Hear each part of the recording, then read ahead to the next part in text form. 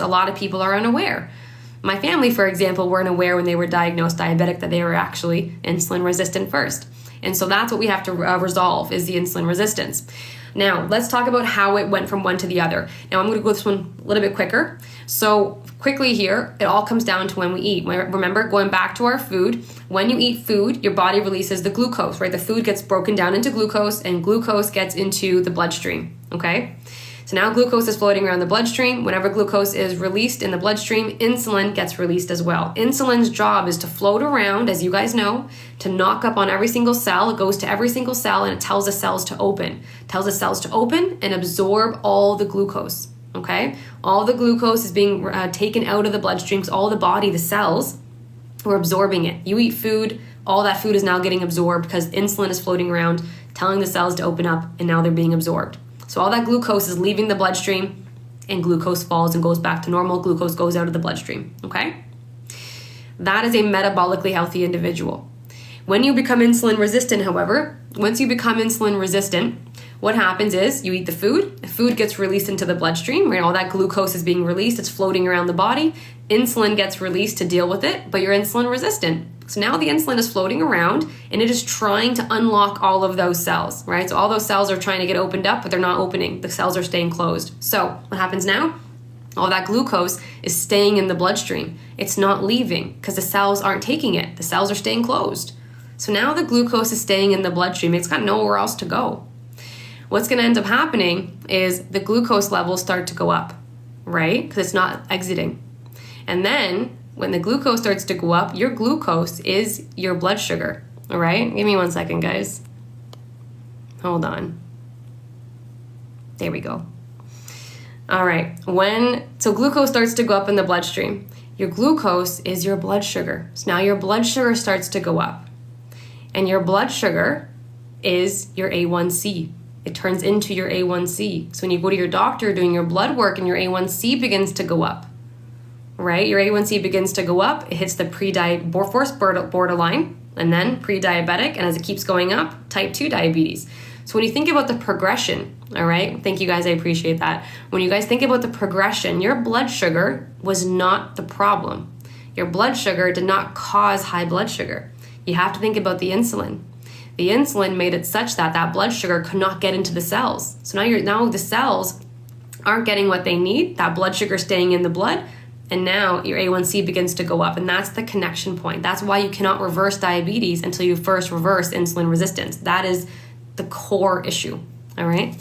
So that's that piece there. If you guys want, I can take a tally. If you guys are on medication, you want to understand how that medication works, metformin, GLP-1s, and insulin, for example, I can explain what it's doing in your body and how it's not a solution. I'm not saying come off your medication, but understanding the mechanism behind the medication you're taking is pretty important to then think about the actual solutions. I'm going to give you guys solutions afterwards at the end, and you guys can compare your medication to the solutions that I'm going to provide. If you guys want to talk about some of them, so I'm seeing some metformin, semaglutides. I saw Jardiance before. I saw Mounjaro earlier. Of course, lots of Ozempic as well. Lots of metformin. Trulicity. I saw Trulicity earlier as well, which is a big one. Okay, so let's talk about some of these real quick. So when it comes to diabetes, what's happening here is your cells, right? When you have insulin resistance, your cells are not responding to insulin, right? They're staying closed. Now your insulin is starting to get higher and higher and higher. Your pancreas is releasing more and more insulin, trying to make the cells open up. But they're not opening. So your pancreas keeps releasing more insulin.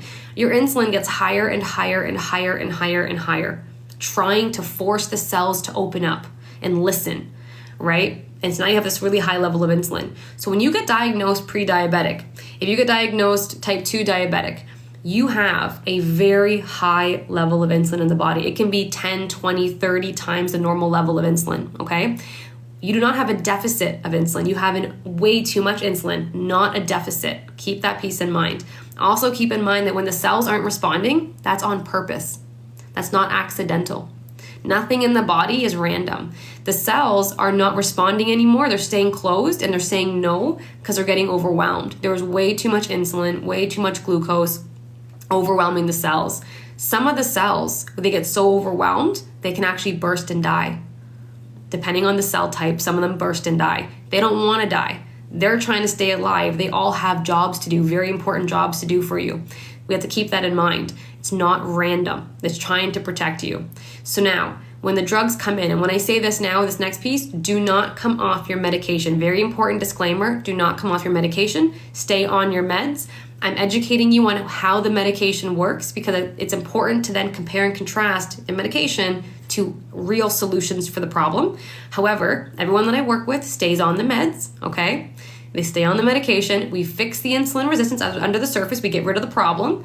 And as we get rid of the problem, their numbers come down. They go back to zero, back to 5, right? A normal, healthy blood sugar level. As their numbers come down, they change their meds. They come off their meds with their doctor, okay? That's the proper protocol. So anyways, when it comes to the medication, let's say you're insulin resistant, you have this super high level of insulin in the body, your cells are not opening. Your doctor gives you metformin. Metformin comes into the body.